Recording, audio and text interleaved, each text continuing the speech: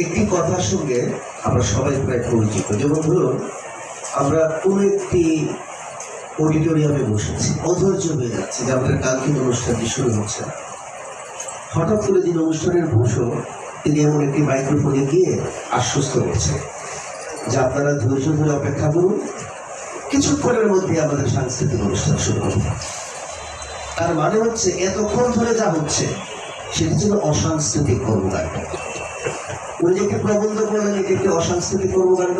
আমরা যে আলোচনা করছি এটিও একটি অসাংস্কৃতিক কর্মকাণ্ড, কিন্তু কিছুক্ষণ পরে যে নাচ গান শুরু হবে সেটি হচ্ছে সাংস্কৃতিক কর্মকাণ্ড। ৯৯% মানুষ সংস্কৃতি বলতে এটিকেই বোঝে। এই হচ্ছে আমাদের চরম দুর্ভাগ্য। এবং আমাদের এই যে অজ্ঞতা, মূর্খতা এবং সংস্কৃতি সম্পর্কে কুসংস্কার, সেটি প্রবলভাবে আঘাত করে ভেঙে দেওয়ার চেষ্টা করেছেন মোতাহার হোসেন চৌধুরী। তার বইটির নাম সংস্কৃতি কথা, তার মৃত্যুর পরে প্রকাশিত হয়। এবং এই উপমহাদেশের একজন বরেণ্য মনীষী, সাহিত্যিক এবং উচ্চপদস্থ সরকারি কর্মকর্তা অন্নদাশন প্রণয়, তিনি ভারতে বসে এই বইটি পড়েন ১৯৫৬ সালের পর, তার মৃত্যুর পর। তিনি হতবাক হয়ে যান, যেমন একটি অসাধারণ বই, কিন্তু লেখককে কেউ চেনে না।